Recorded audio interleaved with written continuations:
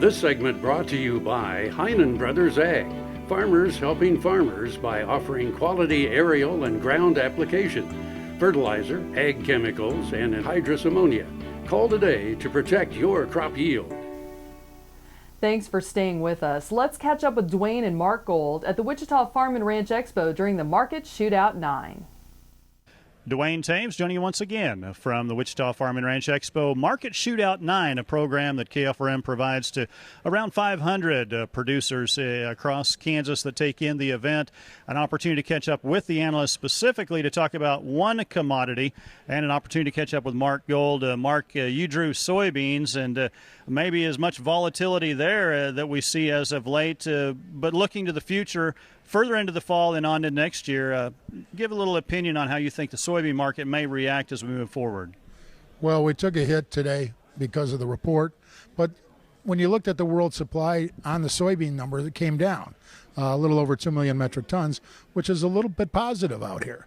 Now the question is the amount of corn and wheat that we've got going to keep dragging the beans down? I'm not so sure. One of the reasons the beans have made new lows in here is because we've had rains in Brazil. There's been a lot of talk about El Nino. So far, it really hasn't developed all that strong, particularly in Brazil because they've had some rains.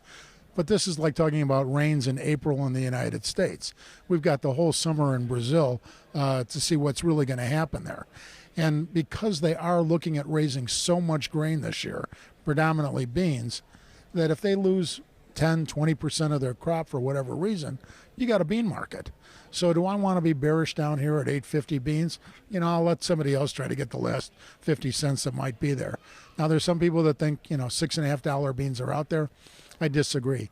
I believe that something is going to happen between now and June or July that will give the American farmer for the 2016 crop the ability to sell both corn and beans at profitable levels.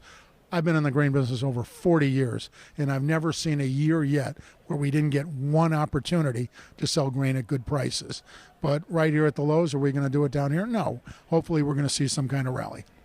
This year, a bit of an anomaly, so terribly late with the crop, the corn obviously, but that pushed bean planting back as well. Some of it didn't get planted at all, but we had an unbelievable summer and a great fall for those beans to finish. No question about it. When you look at basically a 4 billion bushel bean crop, it's a big crop, record yields, record production out here. So the beans had it better than the corn did.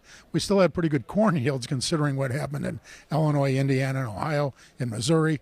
But the fact of the matter is the American farmer has the ability with today's genetics to grow unbelievably big crops.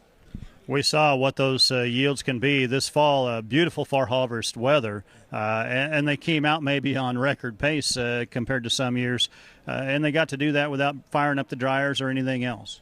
Well, that's been the good news, is they've been able to save some money on these harvest costs. Guys got through these fields very quickly, and the drying was just really minimal out here, so it saved them a little bit of dough.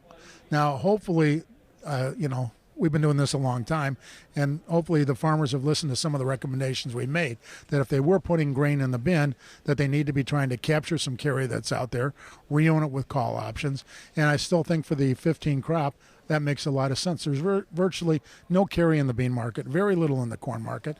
I think you have to ask yourself, why are you storing it? Well, if you're storing it for higher prices, that's why you buy the call option. Again, there's been some marketing opportunities on the 15 crop, but I'm looking forward to 16 when we get that, hopefully one good rally that'll be able to use some options at a very effective pace.